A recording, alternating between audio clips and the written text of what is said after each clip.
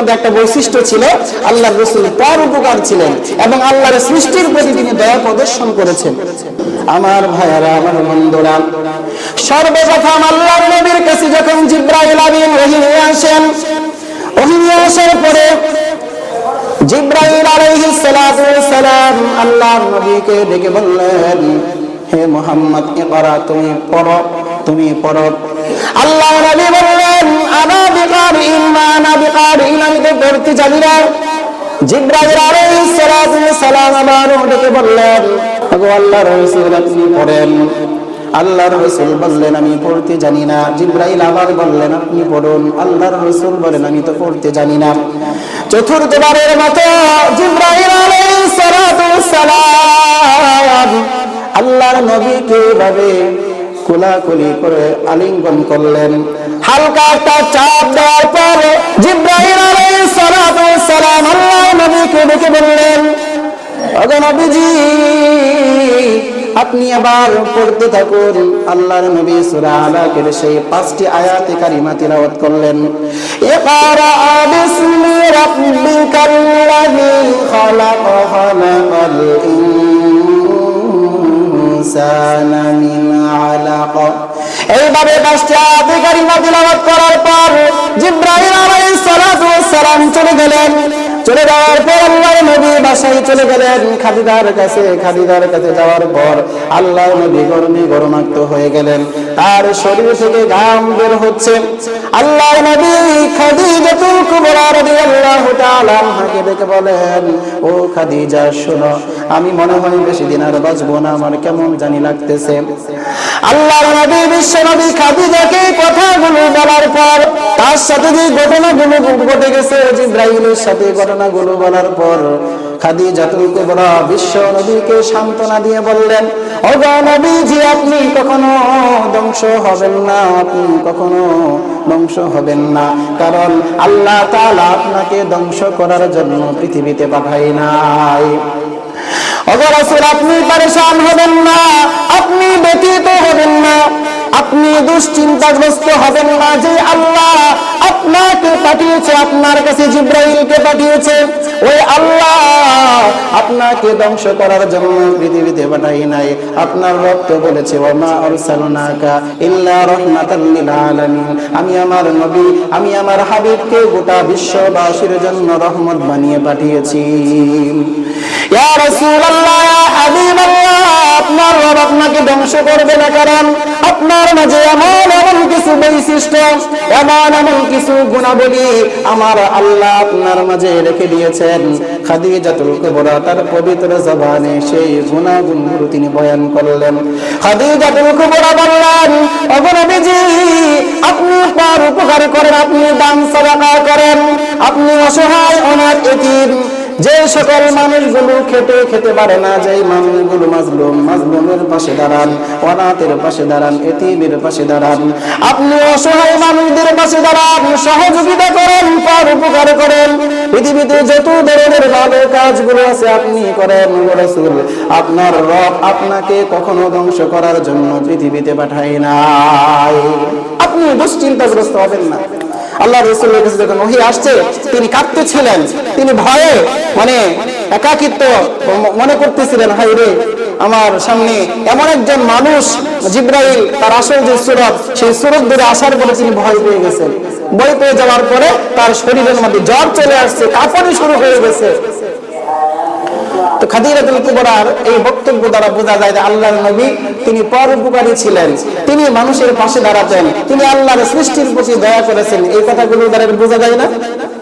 আমার ভাইরা, আমার বন্ধুরা, আল্লাহর হাবিব কেমন দরদি ছিলেন, কেমন মায়াবী ছিলেন, কেমন মানুষের পরোপকারে এগিয়ে আসতেন। একটি ছোট্ট ঘটনার মাধ্যমে আমরা জানতে পারি, এক এতিম বালক যার বাবা নাই, এমন একটা এতিম ছেলে রাস্তার পাশে বসে বসে কান্না করছে। আল্লাহর নবী ঈদের নামাজ আদায় করার জন্য তিনি ঈদগাহর দিকে রওনা দিয়েছেন। লক্ষ্য করে দেখলেন শত শত মানুষ ঈদগাহর মাঠে নামাজ আদায় করার জন্য যাচ্ছে, একটা ছোট্ট এতিম বালক রাস্তার পাশে বসে কান্না করছে। আল্লাহর নবী ছোট্ট শিশু বাচ্চাটাকে তার পাশে গিয়ে বসলেন এবং মাথায় হাত রেখে ওই ছোট্ট বালককে জিজ্ঞাসা করলেন, বাবা তোমার কি হয়েছে, কেন কান্না করো? ছোট্ট ছেলেটা চোখের পানি ছেড়ে দিয়ে আল্লাহর নবীকে জড়িয়ে ধরে বললেন, ইয়া রাসূলুল্লাহ, ইয়া হাবিবাল্লাহ, পৃথিবীর সকল শিশুরা আজকে ঈদের দিন, আনন্দের দিন, বাবার হাত ধরে তারা মাঠে ময়দানে ঈদের নামাজে তারা নামাজ আদায় করার জন্য যাচ্ছে, কিন্তু আমি আমার বাবা নাই, আমার বাবাকে আল্লাহ দুনিয়া থেকে তুলে নিয়ে গেছে, আমার বাবা ইন্তেকাল করেছে, আমি এতিম, আমি কার হাত ধরে ঈদগাহ ময়দানে নামাজ আদায় করতে যাব? আল্লাহর হাবিব ছোট্ট শিশুর চোখের পানি সহ্য করতে পারলেন না, ওই ছোট্ট শিশুটাকে ডেকে বললেন, বাবা তুমি কান্না করো না, তোমার বাবা নাই তো কি হয়েছে, তোমার বাবা নাই তো কি হয়েছে, আজকে থেকে আমি মুহাম্মদ তোমার বাবা আর তুমি আমার সন্তান, আজকে থেকে আমি মুহাম্মদ তোমার বাবা, তুমি আমার সন্তান, আমি রাসূল তোমাকে স্বীকৃতি দিলাম, আর আয়েশা হলো তোমার মা। সুবহানাল্লাহ। তো রাসূল যখন একটা ছেলের হাত ধরে বলে আমি তোমার বাবা, তার কোনো ভয় আছে, তার কোনো পেরেশানি আছে? এতিমের পাশে তিনি দাঁড়িয়েছেন। শুধু তাই নয়, তিনি একটা গোলাম অন্যের বাড়িতে কাজ করে তার পাশেও তিনি দাঁড়িয়েছেন। আমার ভাইয়েরা, আমার বন্ধুরা, আল্লাহর নবী একদিন রাস্তা দিয়ে হেঁটে যাচ্ছিলেন, তিনি খেয়াল করে দেখলেন একজন গোলাম একটা চাক্কির মাঝে আটা নিয়ে গম নিয়ে ভাবে পিছে পিছে তিনি আটা বের করতেছেন, আর ছেলেটার মাথা থেকে ঘাম ঝরতেছে। আল্লাহর নবী লক্ষ্য করে দেখলেন এই ছেলেটার পেরেশানি, এই ছেলেটার চেহারার মধ্যে পেরেশানি, দুঃখের ছাপ। তিনি দূর থেকে লক্ষ্য করে ছেলেটার কাছে গেলেন, গোলামের কাছে গেলেন, যাওয়ার পর জিজ্ঞাসা করলেন, বাবা তোমার কি হয়েছে? ওই গোলাম ডেকে বলে, নবীজি আমি আজকে কয়েকদিন যাবত অসুস্থ, আমার মালিক আমাকে দেখেন কঠিন একটা কাজ দিয়ে রেখেছে, চাকরির ভিতরে গম ফেলে সেটাকে ঘুরিয়ে ঘুরিয়ে বেচতে হয়, আমি অসুস্থ, আমি দুর্বল, আমি চাকরি ঘোরাইতে পারতেছি না, যদি গমগুলো ঘুরিয়ে আমি আটা বের না করি, কাজ কমপ্লিট করতে না পারি, তাহলে আমার মালিক আমাকে মারপিট করবে। ইয়া রাসূলুল্লাহ, ইয়া হাবিবাল্লাহ, আমার মালিক এত অত্যাচারী, এত জুলুমবাজ, আমি যদি বলি আমার অসুস্থ, আমি দুর্বল, আমার কথা শুনবে না। ওগো নবীজি আপনি বলেন আমি এখন কি করতে পারি? আল্লাহর নবী তার গুরুত্বপূর্ণ কাজ রেখে দিয়ে ওই গোলামের কাজে, চাটকে ঘোরানোর কাজে সহযোগিতা করলেন এবং তাকে আশ্বস্ত করলেন, তোমার যে কাজ আছে আজকে আমি নবী তোমার সাথে থেকে তোমার কাজগুলো কমপ্লিট করে দেব। যেরকম সুবহানাল্লাহ। আল্লাহর নবী গোলামকে আশ্বস্ত করে বললেন, হে গোলাম, হে ছেলে শোনো, তোমার মালিক তোমাকে যে কাজগুলো দিয়েছে এই কাজগুলো আমি নবীজি তোমার সাথে থেকে যতক্ষণ সময় লাগে এই কাজগুলো আমি নবীজি কমপ্লিট করে দেব। নবীজি গোলামকে সহযোগিতা করলেন, চাটকি গোলামের কাজে সবগুলো গম পিষে কাজ কমপ্লিট করে দিয়ে যখন চলে আসবেন, ওই সময় ওই ছেলেটাকে গোলামটাকে ডেকে বললেন, এরপরে যদি কখনো তোমার মালিক তুমি অসুস্থ, তোমাকে কাজ দিয়ে রেখেছে, এমন হয় যে তুমি কাজ করতে পারতেছো না, দুর্বলতা, আমি নবীকে স্মরণ করবেন, আমি নবী সরজমিনে এসে তোমাকে কাজে সহযোগিতা করবে। সুবহানাল্লাহ। এমন দয়ার নবী, এমন মায়ার নবী পৃথিবীতে আরো পাইছেন আপনারা? এমন নেতার পিছনে আমরা দৌড়াবো না তো কার পিছনে দৌড়াবো? আমার আপনার নেতা অসুস্থ হলে আপনাকে দেখতে আসে মনে হয় বাসায়, না? একদিন আসবে, 2 দিন আসবে, 3 দিনের মাথায় সে আসবে না। কিন্তু এমন দরদি নবী, যেই নবী রাস্তা দিয়ে হাঁটতেন, এক বুড়ি মহিলা কাঁটা বিছাইত প্রতিদিন, ওই কাঁটা সরিয়ে সরিয়ে সরিয়ে তিনি রাস্তা পার হতেন। ওই বুড়ি মহিলা একদিন রাস্তায় কাঁটা বিছাই নাই, আল্লাহর নবী চিন্তায় পড়ে গেলেন, হায় রে, এই মহিলা প্রতিদিন আমার পায়ে যেন কাঁটা বিঁধে যায়, প্রতিদিন কাঁটা বিছাইতেন, আজকে মহিলাকে দেখতেছি না, কাঁটাও দেখতেছি না, মহিলার কি হলো? সাহাবায়ে কেরামকে পাঠালেন মহিলার বাড়িতে। তো সাহাবায়ে কেরাম গিয়ে দেখলেন মহিলা অসুস্থ। আল্লাহর নবী খবর পাওয়ার সাথে সাথে সাহাবায়ে কেরাম একটা টিম নিয়ে ওই বৃদ্ধ মহিলার বাসায় চলে গেলেন। যাওয়ার পর বৃদ্ধ মহিলার মাথার পাশে বসে আল্লাহর নবী নিজে পানি ঢালছেন তার মাথার মধ্যে, নিজে জলপট্টি দিয়ে জ্বর কমানোর চেষ্টা করেছেন আর সেবা করতেছেন। একটা পর্যায়ে মহিলা যখন হুঁশ ফিরে গেল, দেখে তার পাশেই মুহাম্মদ। সুবহানাল্লাহ। তার পাশে মুহাম্মদ, যেই মানুষটাকে কষ্ট দেওয়ার জন্য প্রতিনিয়ত রাস্তার মধ্যে কাটা বিছাইতো, আর সেই মানুষটাই তার পাশে বসে সেবা করতেছে। আচ্ছা বলেন তো, এমন একজন মানুষ যে আমার দুশমন, আমি তার ক্ষতি করার জন্য সবসময় চেষ্টা করি, আর আমার বিপদে সে যদি আমার পাশে দাঁড়ায়, আমার মনটা গলে যাবে না? তার প্রতি অনায়াসে আমার একটা ভালোবাসা, শ্রদ্ধা, সম্মান চলে আসবে। মহিলা শুয়ে শুয়ে চিন্তা করলো, আরে যে মানুষটাকে কষ্ট দেওয়ার জন্য প্রতি মুহূর্তে আমি কাটা বিছাই, ওই মানুষটা আমার পাশে বসে আমার সেবা দিচ্ছে। এই মানুষটা আসলে সাধারণ কোনো মানুষ না, সাধারণ কোনো মানুষ না। ওই মহিলা সাথে সাথে চোখ থেকে পানি ঝরঝর করে ছেড়ে দিয়ে আল্লাহর নবীকে ডেকে বলছে, ওগো নবীজি, আমি আপনাকে চিনতে পারি নাই, আমি আপনাকে বুঝতে পারি নাই, বেয়াদবি ক্ষমা করবেন, আমাকে এই মুহূর্তে কালিমা পড়ে মুসলমান বানান। সুবহানাল্লাহ। আল্লাহর নবী কালিমা পড়ায়া মহিলাকে ইসলামের দলে দাখিল করে দিলেন। এই জন্য আমার ভাইয়েরা, আমার বন্ধুরা, পরোপকার, জনদরদি হতে হবে।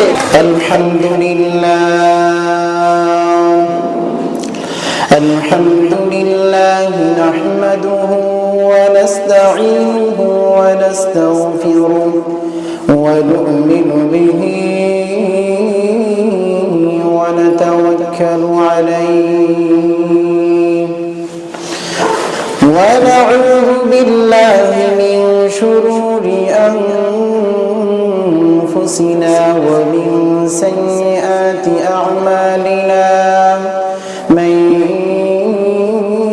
يهده الله فلا مضل له ومن يضلله فلا هادي له ونشهد أن لا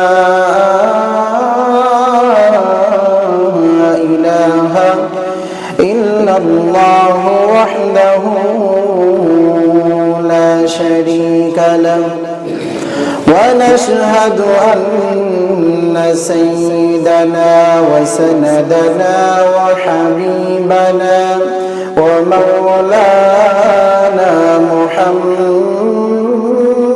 محمدا عبده ورسوله أرسله بالحق بشيرا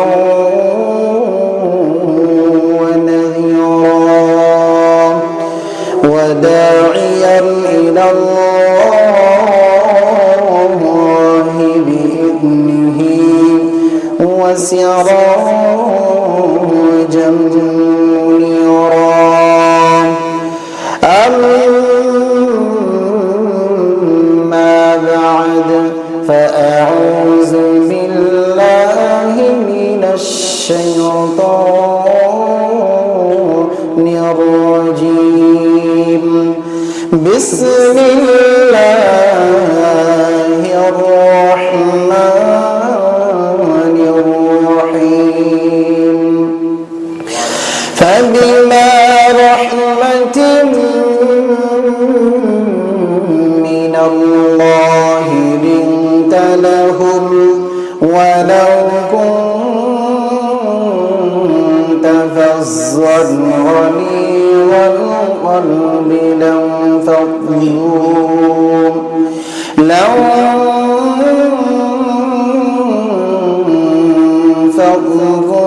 من حولك. وقال رسول الله صلى الله عليه وسلم لا يؤمن أحدكم حتى أكون أحب إليه من والده وولده والناس أجمعين أو كما قال النبي عليه الصلاة والسلام.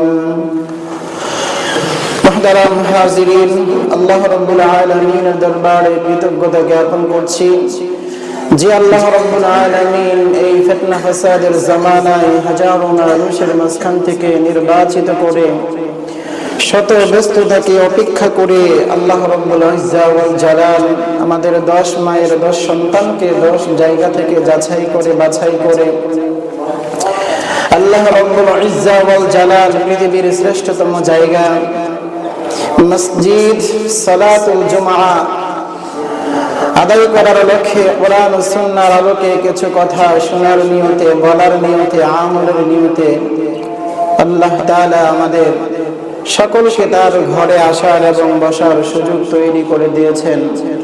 এই জন্য আমরা সকলেই জবান খুলে শুকরিয়া আদায় করছি, আলহামদুলিল্লাহ।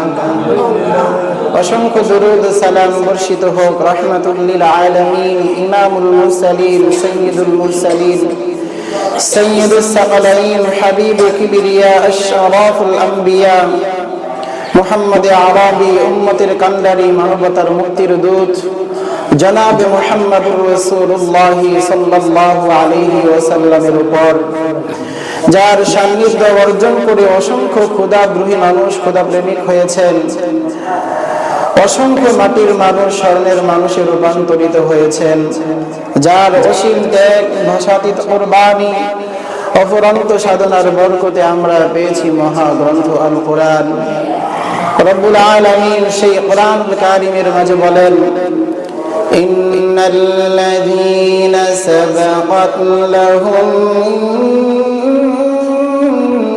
মিনাল হুসনা উলাইকা আনহা মুবআদুন। কিয়ামতের ময়দানে মানুষ যখন হন্যে হয়ে ঘোরাফেরা করবে, ছোটাছুটি করবে, শুধুমাত্র একটি নেকির জন্য আরেকজন আত্মীয় স্বজনের কাছে দৌড়াদৌড়ি করবে। ছেলে যাবে বাবার কাছে, বাবা যাবে ছেলের কাছে, মা যাবে মেয়ের কাছে, মেয়ে যাবে মার কাছে, বন্ধু যাবে বন্ধুর কাছে, নেতা যাবে তার কর্মীর কাছে, কর্মী যাবে তার নেতার কাছে। সবাই সবার জায়গা থেকে তার আপনজন, তার আত্মীয় স্বজন সকলকে সে চিনবে। চিনার পরেও কেউ কাউকে পরিচয় দেবে না, কারণ বিভীষিকাময় পরিস্থিতি, এমন একটা কঠিন মুহূর্ত। এই মুহূর্তে সকলেই ইয়া নাফসি ইয়া নাফসি করতে থাকবে, সকলেই নিজেকে নিয়ে ব্যস্ত থাকবে, সকলেই পেরেশান হয়ে দিগন্তে তারা ছোটাছুটি করতে থাকবে। এমন বিভীষিকাময় পরিস্থিতি, কঠিন পরিস্থিতি।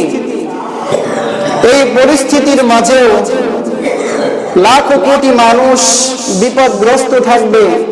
এক শ্রেণীর মানুষ বিপদগ্রস্ত হয়ে হন্যে হয়ে ঘোরাফেরা করবে। আল্লাহ তাআলা ঠিক অপোজিশনে, বিপরীতে আরেক শ্রেণীর মানুষকে জান্নাতের সুন্দর বাগানের মধ্যে সেখানে বিচরণ করার সুন্দর ব্যবস্থা করে দেবেন। যেরকম সুবহানাল্লাহ। মুহতারাম হাজিরিন, এমন কঠিন পরিস্থিতিতে আল্লাহ রাব্বুল ইজ্জা ওয়াল জালাল এক শ্রেণীর মানুষকে আলাদা করে রাখবে। এই কিয়ামতের বিভীষিকাময় পরিস্থিতির কোনো গুঞ্জন, কোনো আওয়াজ, কোনো সাউন্ড, কোনো শব্দ তাদের কর্ণকুহরে পৌঁছাবে না। সেই মানুষগুলো কারা? সেই মানুষগুলো হলো তারা যারা আল্লাহ তাআলার সৃষ্টি আশরাফুল মাখলুকাত মানুষের প্রতি দয়া প্রদর্শন করেছেন, যারা আল্লাহর সৃষ্টি জীবের প্রতি দয়া প্রদর্শন করেছেন, যারা চৌপায়া জানোয়ারের প্রতি দয়া প্রদর্শন করেছেন। আর দয়ার প্রতীক হিসাবে আল্লাহ সুবহানাহু ওয়া তাআলা আপনার আমার নবী, প্যারা নবী, বিশ্ব নবী মুহাম্মদুর রাসূলুল্লাহ সাল্লাল্লাহু আলাইহি ওয়াসাল্লামকে ধরার বুকে পাঠিয়েছেন। আল্লাহ তাআলা নিজেই বলেন, ওয়া মা আরসালনাকা ইল্লা রাহমাতাল লিল আলামিন। হে আমার হাবিব, আমি আপনাকে গোটা বিশ্ববাসীর জন্য রহমত বানিয়ে পাঠিয়েছি। হে আমার হাবিব, আমি আপনাকে গোটা সৃষ্টি জগতের জন্য রহমতের প্রতীক বানিয়ে পাঠিয়েছি। ঘোষণাটা কার? আল্লাহ রাব্বুল ইজ্জা ওয়াল জালালের। তাহলে বিভীষিকাময় পরিস্থিতি যখন মানুষ নিজেকে নিয়ে পেরেশান থাকবে, হতাশাগ্রস্ত হবে, বিপদগ্রস্ত থাকবে, হন্যে হয়ে মানুষের কাছে, মানুষের দ্বারে দ্বারে ছোটাছুটি করবে, এমন কঠিন মুহূর্তে আল্লাহ তাআলা এক শ্রেণীর মানুষকে সুন্দর জান্নাতি একটা পরিবেশের মধ্যে রেখে দেবেন। যেরকম সুবহানাল্লাহ। সেই মানুষগুলো কারা? যাদের ব্যাপারে দুনিয়াতে কল্যাণের ফয়সালা হয়ে গেছে। আল্লাহ রাব্বুল আলামিন কোরআনুল কারীমের মাঝে বলেন, ইন্নাল্লাযীনা সাবাকাত লাহুম মিনাল হুসনা উলাইকা আনহা মুবআদুন। নিশ্চয় যাদের ব্যাপারে দুনিয়ার কল্যাণের ফয়সালা হয়ে গেছে, যাদের ব্যাপারে আল্লাহ রাব্বুল আলামিনের পক্ষ থেকে ভালাইয়ের ফয়সালা হয়ে গেছে, জান্নাতের ফয়সালা হয়ে গেছে, আল্লাহ রাব্বুল আলামিন নিজেই বলেন উলাইকা আনহা মুবআদুন। ওই মানুষগুলোকে কিয়ামতের কঠিন মুহূর্তে আমি আল্লাহ ওই জাহান্নামের বিভীষিকাময় পরিস্থিতি থেকে দূরে রাখবো। সুবহানাল্লাহ, উলাইকা আনহা মুবআদুন। শুধু তাই নয়, আল্লাহ রাব্বুল আলামিন বলেন লা ইয়াসমাউনা হাসিসাহা ওয়া হুম ফীমা ইশতাহাত আনফুসুহুম খালিদুন। কোথাও যদি একটা প্রোগ্রাম হয়, কোথাও যদি মানুষের গুঞ্জন হয়, কোথাও মানুষের দৌড়াদৌড়ি ছোটাছুটি বিকট আওয়াজ হয়, পাশের মহল্লার পড়শি যারা আসে তারা শুনতে পারে। আল্লাহ রাব্বুল আলামিন বলেন লা ইয়াসমাউনা হাসিসাহা ওয়া হুম ফীমা ইশতাহাত আনফুসুহুম খালিদুন। কিয়ামতের বিভীষিকাময় পরিস্থিতিতে মানুষ পেরেশান থাকবে। এক শ্রেণীর মানুষ যাদের ব্যাপারে কল্যাণের ফয়সালা হয়ে গেছে, তারা ওই বিভীষিকাময় পরিস্থিতির আওয়াজ তো শুনতে পারবে না। ওই আওয়াজের যে একটা গুঞ্জন হয়, গুঞ্জনটা পর্যন্ত তাদের কর্ণগহ্বরে পৌঁছবে না। ওয়া হুম ফীমা ইশতাহাত আনফুসুহুম, তারা যা চাবে কিয়ামতের ময়দানে আল্লাহ রাব্বুল ইজ্জা ওয়াল জালাল তাদের সামনে সেটাই উপস্থিত করবে। তাদের চাওয়া থাকবে, দুনিয়ার মাঝে আমরা পর উপকার করেছিলাম, দুনিয়ার মাঝে আল্লাহর সৃষ্টি জীবের প্রতি আমরা দয়া প্রদর্শন করেছিলাম।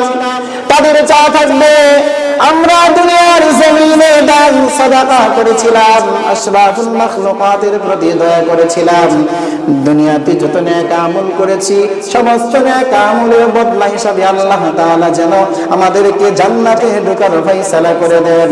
তারা এটা মনে মনে তামান্না করবে, মনে মনে চাবে। আল্লাহ তাআলা বলবেন, হে আমার বান্দারা, আমি আল্লাহকে সন্তুষ্ট করার জন্য, আমি আল্লাহকে পাওয়ার জন্য, আমার বানানো জান্নাতে প্রবেশ করার জন্য দুনিয়ার জমিনে তোমরা যেই ভালো আমলগুলো করেছো, আমি আল্লাহ আজকে তোমাদের জন্য জান্নাতের দরজাগুলো খুলে দিলাম। সুবহানাল্লাহ, আমি আল্লাহ তোমাদের জন্য জান্নাতের দরজাগুলো খুলে দিলাম। হুম ফিহা খালিদুন, তোমরা প্রবেশ করো চিরকালের জন্য। এমন এক জান্নাত আমি আল্লাহ তোমাদের জন্য বানিয়েছি, ওই জান্নাত থেকে আর তোমরা বের হবে না, আমি আল্লাহ তোমাদেরকে বের করব না। এজন্য আমার ভাইরা, আমার বন্ধুরা, দুনিয়াতে নেক আমল করার দরকার আছে না নাই? নেক আমল করতে হবে কিনা? অবশ্যই নেক আমল করতে হবে। আল্লাহ রাব্বুল ইজ্জা ওয়াল জালাল বলেন ওয়ালা কাদ কাতাবনা ফিজ যাবুরি মিন বা'দি যিকরি আন্নাল আরদা ইয়ারিসুহা ইবাদিয়াস সালিহুন। আল্লাহ রাব্বুল আলামিন বলেন, এই দুনিয়ার মিরাসের অধিকারী আমি আল্লাহ তাদেরকে বানাবো যারা দুনিয়ার জমিনে বিচরণ করবে, যারা দুনিয়ার জমিনে নেক আমল করবে, যারা দুনিয়ার জমিনে আল্লাহর দ্বীন প্রতিষ্ঠা করবে, যারা দুনিয়ার জমিনের মধ্যে থেকে আমি আল্লাহর দেওয়া সৃষ্টির প্রতি দয়া প্রদর্শন করবে, মানুষের প্রতি সম্মান প্রদর্শন করবে, যারা দুনিয়াতে ভালো কাজ করবে, আমি আল্লাহ দুনিয়ার মিরাস তাদেরকেই বানাবো, অন্য কাউকে বানাবো না। কতটা কার? আল্লাহ তাআলা ওয়ালাকাদ কাতাবনা ফিজ জাবুর, আল্লাহ জাবুরে এই কথা বলে দিয়েছেন। এই জমিনের মালিক আল্লাহ তাআলা তাদেরকেই বানাবে যারা জমিনে ভালো কাজ করবে। যারা কি করবে? ভালো কাজ করবে। ভালো কাজ সবকিছুই তো ভালো, ভালো একটা শব্দ। পৃথিবীর যত ভালো কাজ, আপনি নামাজ থেকে শুরু করে, রোজা থেকে শুরু করে, পরোপকার থেকে শুরু করে, সাদাকা থেকে শুরু করে, সৃষ্টিজীবের প্রতি দয়া থেকে শুরু করে যত ভালো কাজ আছে, সমস্ত ভালো কাজ সালিহিন এটার মধ্যে ঢুকে গেছে, নেকের মধ্যে ঢুকে গেছে, ভালোর মধ্যে ঢুকে গেছে। এই জন্য আমরা সকলেই প্রতিজ্ঞাবদ্ধ হই যে কাজ করলে জান্নাতের উত্তরসূরি হওয়া যাবে। যে কাজ করলে বিভীষিকাময় পরিস্থিতির মাঝে এক শ্রেণীর মানুষ তারা হন্য হয়ে গোলাগুলি করবে, জান্নাতে ঢোকার জন্য আরেক শ্রেণীর মানুষকে আল্লাহ তাআলা নিরাপদে রাখবে। সুবহানাল্লাহ। ওই শ্রেণীর দলভুক্ত আমরা হতে চাই কি চাই না? চাওয়ার জন্য, পাওয়ার জন্য, ওই শ্রেণীর দলভুক্ত হওয়ার জন্য আমাদেরকে পর উপকার করতে হবে, সৃষ্টির প্রতি দয়া প্রদর্শন করতে হবে। আল্লাহ রাব্বুল আলামিন এই জন্যই বলেন, হে নবী, ওয়া আরসালনাকা ইল্লা রাহমাতাল লিল আলামিন, আমি আপনাকে গোটা বিশ্ববাসীর জন্য রহমত বানিয়ে পাঠিয়েছি, দয়ার প্রতীক বানিয়ে পাঠিয়েছি। আল্লাহর নবীর অনেক ভালো ভালো বৈশিষ্ট্য ছিল, অনেক ভালো ভালো গুণাগুণ ছিল, কিন্তু সমস্ত ভালো গুণের মধ্যে একটা গুণের কারণে আল্লাহর নবী সকল মানুষের কাছে, সকল শ্রেণী, সকল পেশার মানুষের কাছে আল্লাহর নবী অনন্য ছিলেন, আল্লাহর নবী মহান ছিলেন, আল্লাহর নবী উদার ছিলেন। এই ব্যাপারে আল্লাহর নবীকে নিয়ে কেউ কোনো কথা বলে নাই, সমালোচনা করে নাই। সেই গুণটা কি? সেই গুণটা ছিল দয়ার গুণ। আল্লাহর নবীর মধ্যে যে গুণগুলো ছিল, সবচেয়ে বেস্ট এবং সবচেয়ে ভালো যে গুণটা ছিল, সেটা ছিল দয়ার গুণ। তিনি অন্যের জন্য সবসময় উদার ছিলেন, অন্যের জন্য সবসময় দুইটা হাতকে তিনি প্রসারিত করতেন। তিনি যখন দান করতেন, দুইটা হাত প্রসারিত করে দান করতেন। কথা বলেন ঠিক কিনা? আল্লাহর নবী যখন কাউকে ভালোবাসতেন, হৃদয় থেকে ভালোবাসতেন। আল্লাহর নবী যখন কারো পাশে দাঁড়াতেন, একদম হৃদয় থেকে দাঁড়াতেন, মানুষকে দেখানোর জন্য তিনি দাঁড়াতেন না। আল্লাহর নবী যখন পর উপকার করতেন, হৃদয় থেকেই করতেন, এটা মানুষকে দেখানোর জন্য কখনোই করে নাই। এই জন্য আমরা যারা তার উম্মত আছি, আমাদেরকেও সেই নবীর আদর্শ মেনে আমাদেরকে সামনে অগ্রসর হওয়া লাগবে। এই জন্য আমার ভাইয়েরা, আমার বন্ধুরা, আল্লাহর হাবিব হাদিসের মাঝে বলেছেন, কুল্লু উম্মতি ইয়াদখুলুনাল জান্নাহ ইল্লা মান আবা, আমার সমস্ত উম্মত জান্নাতে চলে যাবে, এক শ্রেণীর মানুষ আছে তারা জান্নাতে যাবে না, আমার আবা উম্মত জান্নাতে যাবে না। সাহাবায়ে কেরাম প্রশ্ন করলেন, ইয়া রাসূলুল্লাহ, ইয়া হাবিবাল্লাহ, ওই শ্রেণীর মানুষ কারা? আপনার আবা উম্মত কারা যারা জান্নাতে যাবে না, জান্নাতের গ্রাম পাবে না? আপনি বলে দিলেন। আল্লাহর নবী বললেন, ও সাহাবীরা শুনো, আমার সকল উম্মতেরা জান্নাতের গ্রাম পাবে না, জান্নাতে প্রবেশ করতে পারবে না। আমি রাসূল যেভাবে কথা বলেছি, আমি রাসূল যেভাবে চলাফেরা করেছি, আমি রাসূল যেভাবে খাওয়া দাওয়া করেছি, আমি রাসূল যেভাবে সুন্নতি নামাজ পড়েছি, আমি রাসূলের ব্যক্তিগত জীবন, আমি রাসূলের পারিবারিক জীবন, আমি রাসূলের সামাজিক জীবন, অর্থনৈতিক জীবন, রাষ্ট্রীয় জীবন, আমি রাসূলের কথা বলার সাথে যার কথার কোনো মিল খুঁজে পাওয়া যাবে না, আমি রাসূলের হাঁটার সাথে যার হাঁটার কোনো মিল খুঁজে পাওয়া যাবে না, আমি রাসূলের কথা বলার সাথে যার কথা বলার কোনো মিল খুঁজে পাওয়া যাবে না, আমি রাসূলের সুন্নতি লেবাসের সাথে যার লেবাসের কোনো মিল খুঁজে পাওয়া যাবে না, আমি রাসূলের ব্যক্তিগত জীবনের সাথে যার ব্যক্তি জীবনের মিল খুঁজে পাওয়া যাবে না, আমি রাসূলের রাষ্ট্রীয় জীবনের সাথে যার রাষ্ট্রীয় জীবনের কোনো মিল খুঁজে পাওয়া যাবে না। ওরাই হলো আবা উম্মত, আর ওই আবা উম্মত কোনদিন জান্নাতের মাঝে প্রবেশ করতে পারবে না। রাসূল বলেন, কুল্লু উম্মতি, আমার সব উম্মত ইয়াদখুলুনাল জান্নাহ, তারা জান্নাতে প্রবেশ করবে, ইল্লা মান আবা, আবা উম্মত যারা আছে তারা কোনোদিন জান্নাতে যেতে পারবে না। এজন্য আমার ভাইয়েরা, আমার বন্ধুরা, আবা উম্মতের কাতার থেকে আমাদেরকে বেরিয়ে আসতে হবে। রাসূল যেখানে সতর্ক বাণী শুনিয়েছেন, ওখান থেকে আমাদেরকে আলাদা হয়ে যেতে হবে। দুনিয়ার জমিনে আলাদা করে ফেলতে হবে আমাকে। যারা খারাপ কাজ করে আমরা তাদের সাথে নাই, যারা জনগণের সম্পদ আত্মসাৎ করে আমরা তাদের সাথে নাই, যারা জনগণের বরাদ্দকৃত টাকা খেয়ে ফেলে আমরা তাদের সাথে নাই, যারা রাস্তাঘাট গিলে খেয়ে ফেলে আমরা তাদের সাথে নাই। কথা বলেন ঠিক কিনা? আমরা তাদের সাথে নাই। যে মানুষগুলো জনগণের কল্যাণে কাজ করে, যারা মসজিদ মাদ্রাসার জন্য নিজের জীবনকে উজাড় করে দেয়, যারা জনকল্যাণমূলক কাজ করে, পর উপকারে এগিয়ে আসে, যারা হৃদয় থেকে কাজ করে ইখলাসের সাথে, আমরা তাদের সাথে আছি। কিন্তু যারা লৌকিকতার জন্য, সম্মান পাওয়ার জন্য, নিজে সম্মান পাওয়ার জন্য কাজ করে, আমরা তাদের সাথে নাই। রাসূল বলেন, যারা তাদের সাথে আছে, আমি রাসূলও তাদের সাথে নাই। এই জন্য খুলুসিয়তের সাথে কাজ করতে হবে। যেই কাজগুলো রাসূল করে গেছেন, সেই কাজগুলো আমাদেরও করতে হবে। তো রাসূলের অনেকগুলো বৈশিষ্ট্য